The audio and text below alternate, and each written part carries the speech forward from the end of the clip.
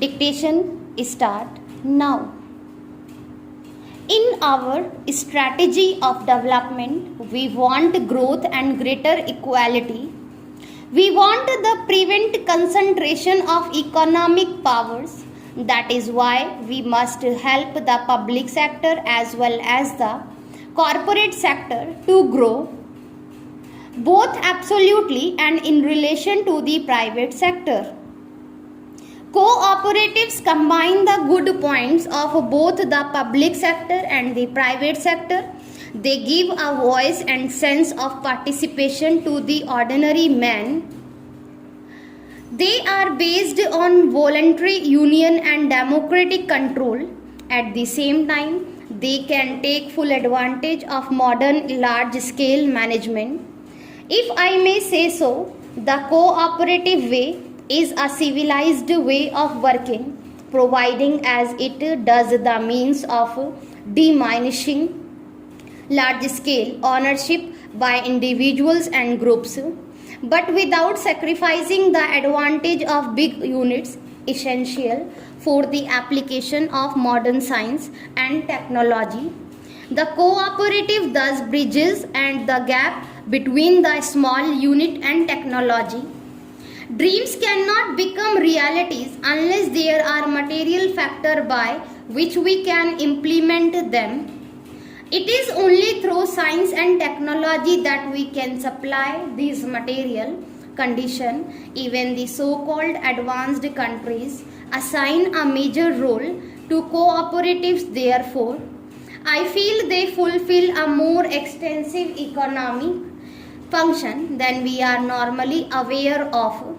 In most European countries as well as in the United States, so cooperation, the ruling principle of agriculture. In Japan, cooperatives are a big force whether it is agriculture or industry or the services. Cooperatives have made spectacular progress since 1950 to 51 when we took up planning. I find that the total agriculture credit dispensed by cooperatives was only rupees 300 million in that year, while last year the figure rose to rupees 3,450 million. Over the same period, the working capital of all cooperatives has grown nearly 9 times. I am particularly impressed by the great strides made by this movement in agricultural processing and marketing sectors. Cooperation is an ideal instrument for rural development. In the government of India, cooperation is part of the same ministry which looks after agriculture, community development and food, but cooperation has a vital role in urban areas as in rural areas all over the world. Urbanization has led to the erosion of people's ability to live a well-adjusted corporate life. People might reside together in cities, but they are isolated and lonely and do not seem to live together. Our cooperators should devote more attention to the consumer movement. The utility of consumer cooperatives is not limited to the fight against rising prices. We have another fight hardly less important, which is that for quality, cooperatives can ensure quality in what is produced much better than private trade can. We need much greater participation by cooperatives in banking. In our country, banking has largely remained the preserve of the affluent at any rate of the middle class and above, not only in its control but even in its reach. It has cared more for the big man than the small man. Only rarely do we find the common people having resources to banks lately. Agriculture cooperatives in some areas have begun advancing credit against an approved production program instead of the security of land. A well-run cooperative banking program can finance a large number of small entrepreneurs such as graduates who want to set up small industries, etc.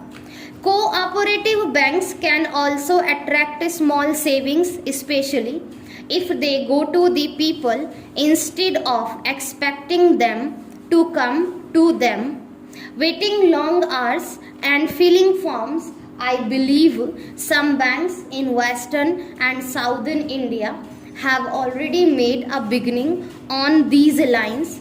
Having spoken of the cooperatives, I must also sound a note of caution.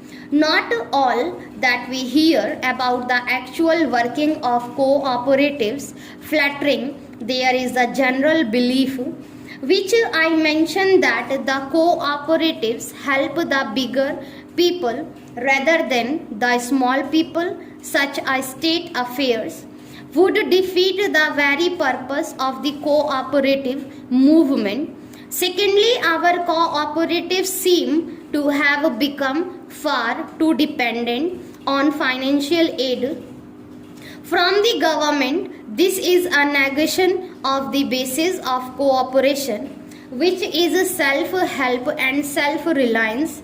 Thirdly, there is also a widely prevalent feeling that cooperatives are too mixed up with politics. I find that you are discussing how to officialize the movement. I find that you also discuss how to depoliticalize it. The history of the cooperative movement in India of the late 60 years shows that wherever the movement is strong, it is due to the selfless work of dedicated individuals who have steadily resisted the temptation of politics.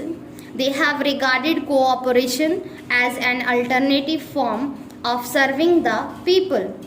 There is a great need in the country today, in every walk of life, for selfless people.